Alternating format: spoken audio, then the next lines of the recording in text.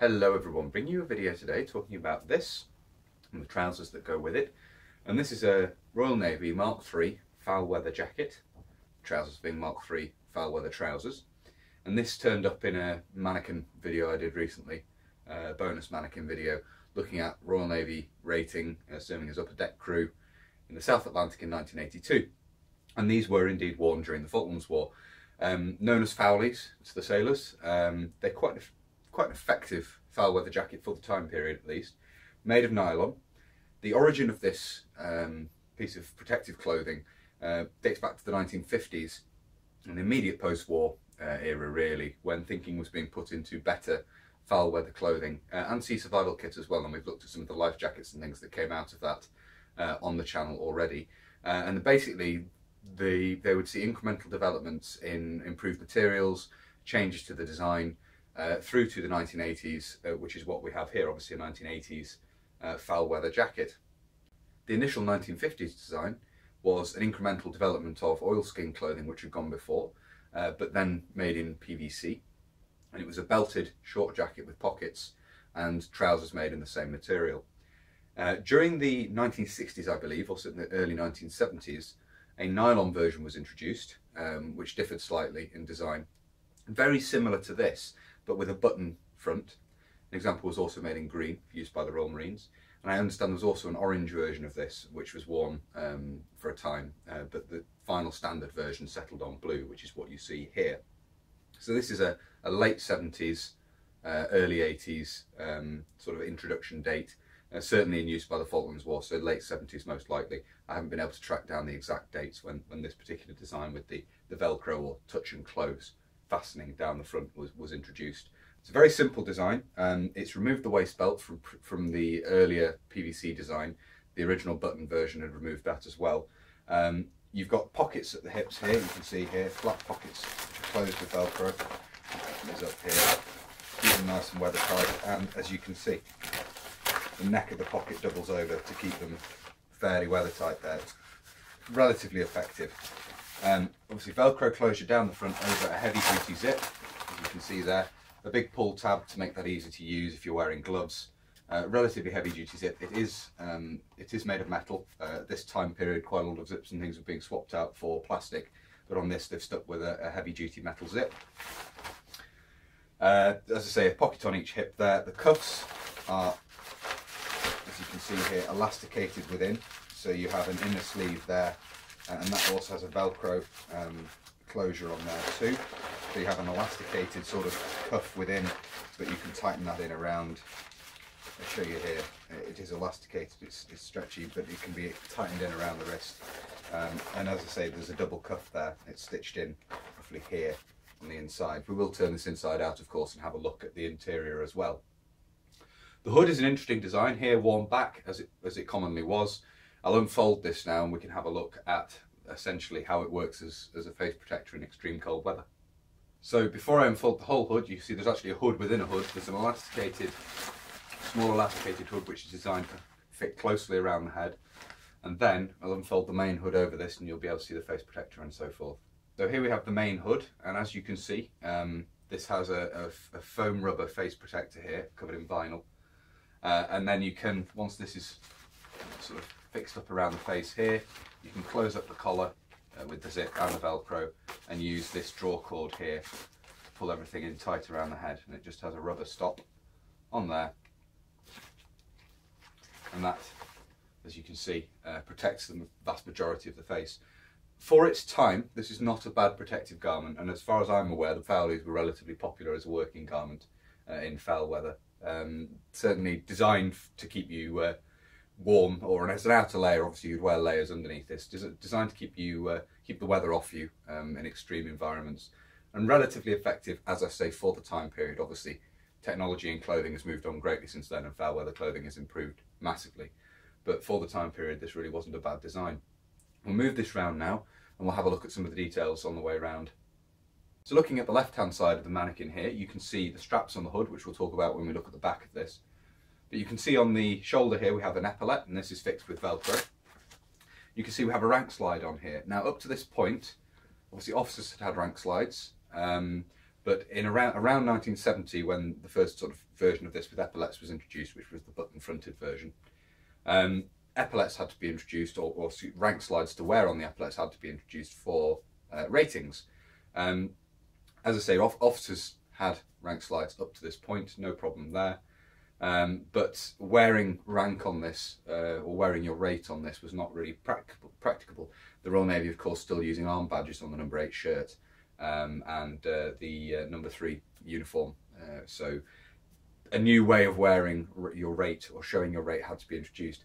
These weren't very commonly worn from what I can see in period photographs, but they did exist, so we'll talk about these briefly. We'll get a close-up of this now, and I'll show you the different rating rank slides that existed for this. So here we have the rank slide for leading rate, and as you can see, it's the leading rate's anchor printed on a white rank slide.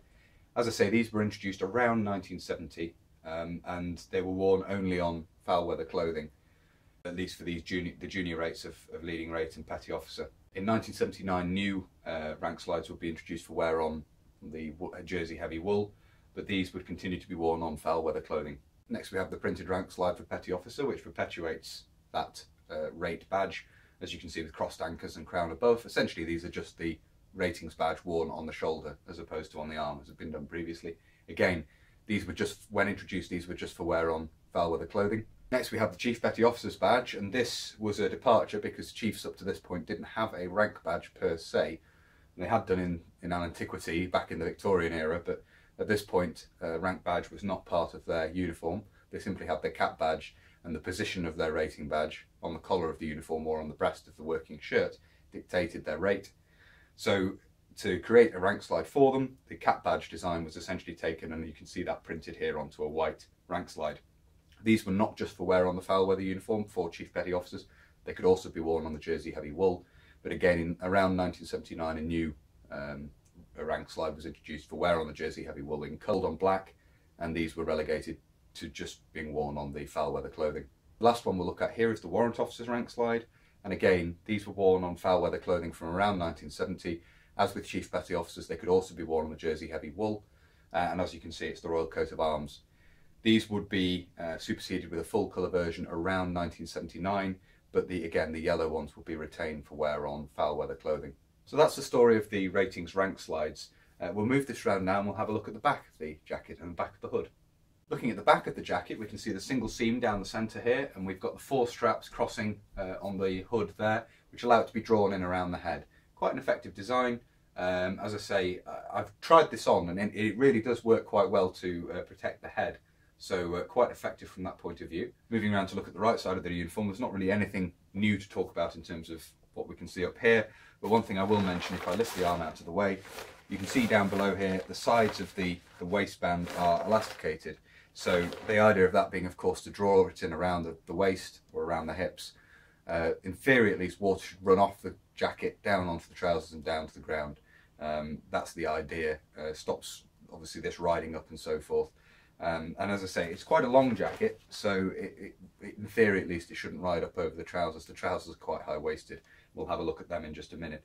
This was quite often worn without the trousers, just with the number 8 trousers. You certainly see that in the Falklands, when not in extreme wet weather, but in the cold it's an excellent outer garment because it is somewhat windproof as well. So we'll look at the interior now, which is a little bit difficult with the hood sort of mashed up on top here, but we'll do our best. This is actually a double thickness of nylon all the way around, so definitely got a good bit of windproofing going on there and having the 2 layers. You might be able to see here, there is on each side a simple draw cord at the waist. These can of course be drawn in and then tied, so you don't have to adjust them again. There's one on each side there. Big weather flap to go over the zip. You can see the label in the bottom here, which we'll have a close-up of in just a minute when we've finished looking at the interior. Zip down the front here, as I say, weather flap behind that. You can see here more clearly the double cuff. You can see that here, the elasticated cuff, and then up to this seam here is a double cuff inside. As I say, for what it is, designed quite well in that, and obviously just layering up is always a good thing in terms of windproofing. We'll move this round now and we'll have a look at the side and the back. You can see the interior of one of the sleeves, and again, just to point out, obviously the double cuff there at the wrist, and as you can see, the elasticated end there with a Velcro tab as well to tighten that in around the wrist. Move this around now and have a look at the back. At the back here, it's quite easy to show the double skin, as you can see. The waterproofing on the interior there. The seams are waterproofed as well. As you can see, there's a tape there on the seam to waterproof it. Single seam of the lining at the back there, and then you have a hanger tab there at the collar. You can also here again see the interior hood, a double layer of hood there, and again this is heavily waterproofed. So yeah, that's the interior of the jacket. Here we have the label for the jacket, and as you can see it reads Jacket Foul Weather Mark III Blue, and then the NATO stock number beneath that, and then the size. And the contract number on this would date it to around the late 80s, 1990s if I remember correctly.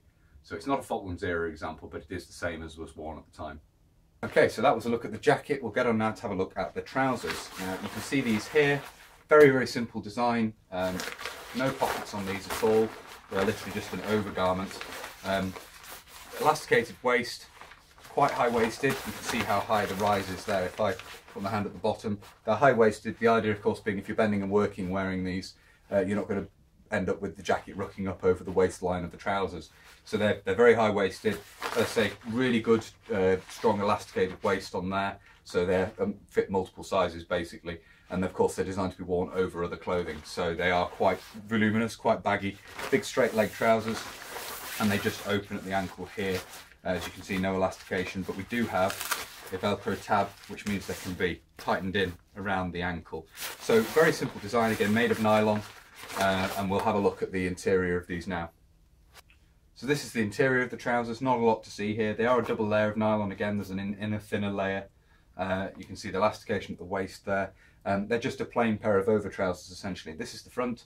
We'll have a quick look at the back and show you where the label's to be found. So this is the back of the trousers, again not a huge amount to see, but the label is up here just below the waistband.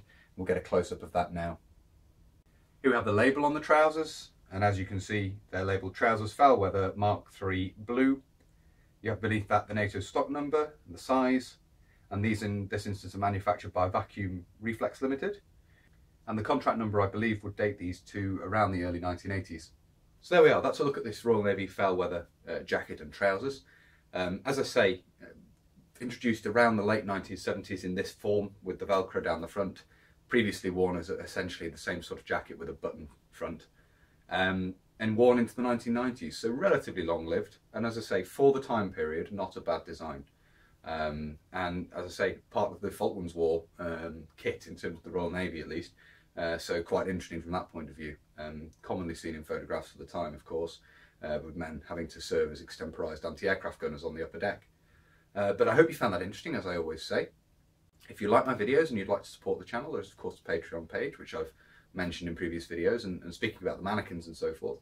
If you subscribe to the corporal tier over there, you get the opportunity to vote on a poll each month selecting the mannequin of the month for the next month's video. So that might entice some to go and have a look over there. There's also a PayPal link down below. Thank you very much to people who've both supported me through Patreon and through a one-time donation on PayPal. It really is appreciated and it helps the channel. Hopefully soon going to be investing in some new editing software and possibly a new camera. So I'll keep you posted on that. There's also, of course, the opportunity to subscribe. If you like my videos, please do subscribe to the channel. Hit the little notification button down below. That will, of course, notify you when I upload future videos. And there's also a Facebook and an Instagram page where I post up photographs of the collection, photographs of Mannequin of the Month, and also reenacting events at 10. So good place to keep up with what's going on. There's also an email address down below should you wish to contact me. Some people have, and I check that mailbox at least weekly. So it's a good place to get in touch. But that's everything for this video. So until next time, bye for now.